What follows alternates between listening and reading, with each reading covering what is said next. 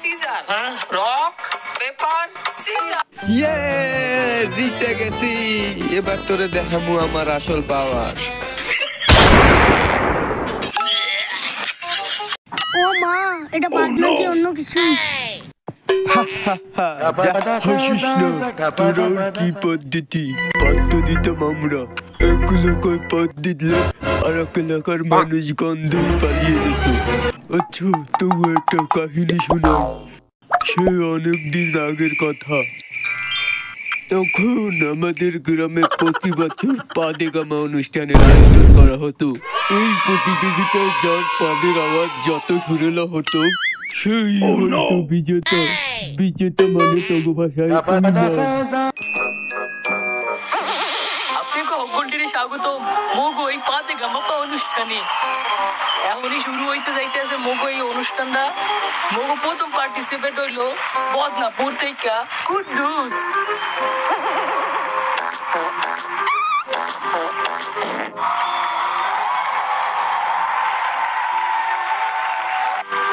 এরপর আছে সুখীপুর গ্রামের দুখু মিয়া।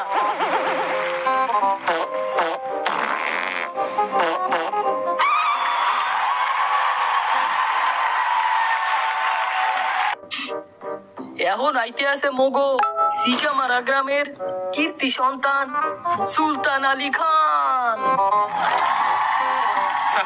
মুরব্বীদের আমার পক্ষ থেকে জানাই সালাম, ছোট ভাইদের প্রতি স্নেহ এবং তাদের বোনদের জন্য ভালোবাসা। আসল কথা বাদ দিয়ে ভাও কথায় আসি, এবারও ট্রফি আমাদের হবে ইনশাল্লাহ।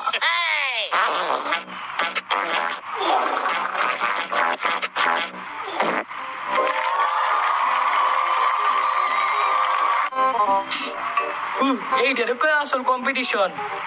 বাকিদের ঘাম ছুটিয়ে দিলেন সুলতান আলী খান। আর কিছুক্ষণের মধ্যেই আমরা পাইয়ে যাব মোগই এত কষ্টের বিজয়ীকে। সবাই আমরা একটু অপেক্ষা করি। আর কেউ নয়, মোগো এবারেরও বিজয়ী হইতেছে সুলতান আলী খান। জিতে যখন গেছি এই খুশিটা আপনাদের জন্য।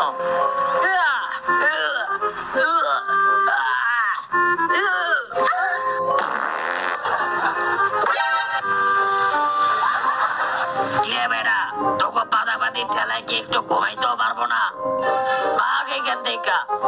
ওমর কোথা, এটা তো দেখি একটা ভূত।